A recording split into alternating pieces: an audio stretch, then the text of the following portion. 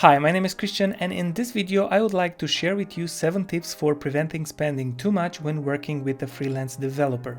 As a Shopify developer myself and as an agency owner, I understand the challenges and the opportunities that come with building and managing online stores. I hope the insights and the advice I'm sharing in this video will help you make the most out of your Shopify project. So make sure to subscribe and hit the notification bell to stay tuned, and let's get started. If you're thinking about hiring a freelancer to help you with your next project, it's important to have a clear idea of what you need them to do. Before you start reaching out to potential candidates, take some time and research what you're looking for. To start, you should create a developer's guide that outlines the vision you have for your project and the platforms and technologies that it should be using. This guide doesn't have to include every single detail, but it should provide enough information to help the developer understand your expectations. When you're ready to start working with a developer, be sure to provide them with detailed instructions and specific timelines for deliverables. This will help ensure that everyone is on the same page and that the project stays on track. By taking the time to do your research and prepare your developer's guide, you can help set your project up for success and avoid costly misunderstandings down the line. It's important to have a clear budget in mind before you start. This will help you avoid getting over your head and spending more than you can afford. When it comes to developing a new website or online store, it's tempting to try and copy what the competition is doing. But the reality is that big successful companies often have huge development budgets that can be hard to match. Instead of trying to recreate every feature and functionality from scratch, it's important to size up your development budget first and figure out what you can realistically afford.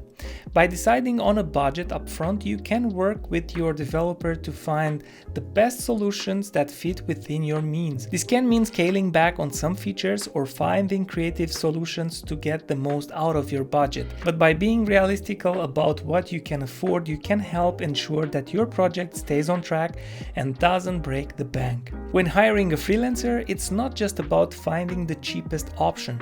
It's about finding the right balance between your budget and your project needs so that you can get the best value for your money.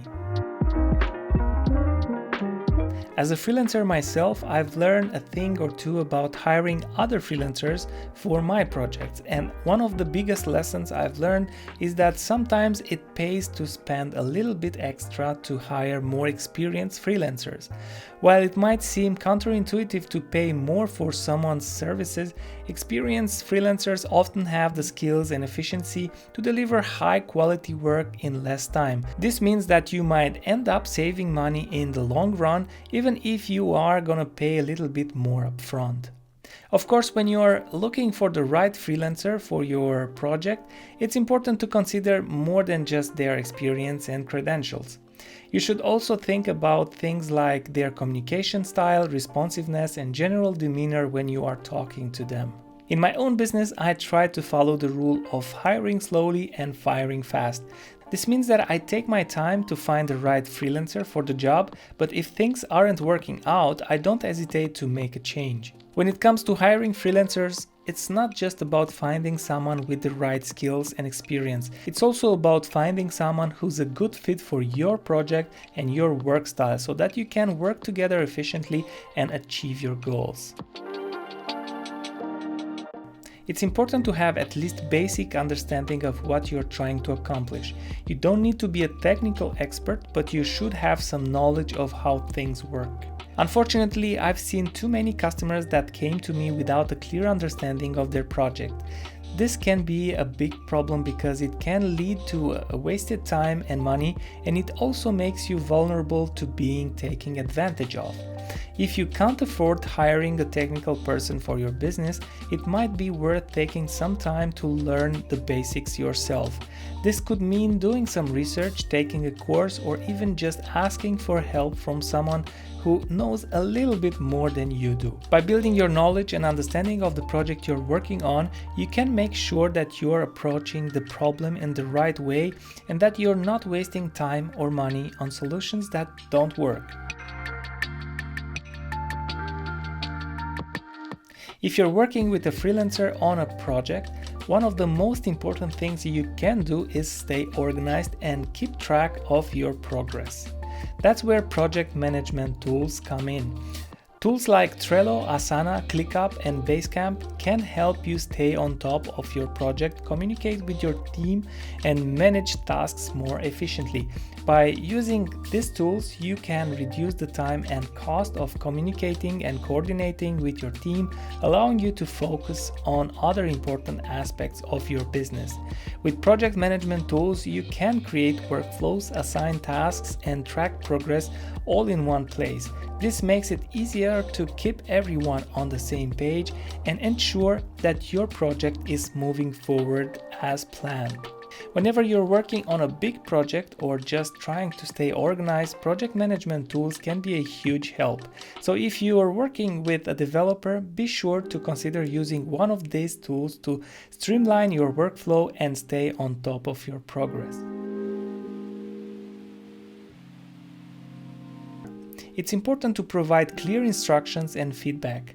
That's why it's a good idea to include as many screenshots, screen recordings, and explanations as you can when creating tasks or milestones. Developers often approach problems from a more analytical perspective, so it's important to provide context and help them understand your vision. You might need to learn some of their technical lingo they use, but it's worth it to ensure that everyone is on the same page. The feedback should be specific and actionable. Avoid abstract comments like make it more playful or make it friendlier. Instead, try to provide clear instructions and examples of what you would like to see. And be responsive when the developer has questions and requests. This will help keep the project moving forward and ensure that everyone is happy with the final product. Having a positive attitude and providing constructive feedback are crucial for achieving the desired outcome. It's important to remember that a freelancer is a person with their own schedule, responsibilities, and life outside of work. By providing clear and specific feedback, you can help them understand your needs and make the necessary adjustments to achieve your goals. Being mindful and respectful of the freelancer's time and effort can also improve the work relationship and lead to a better result. Working remotely has become increasingly common today, which means that communication with freelancers may sometimes be slowed down due to different time zones or schedules.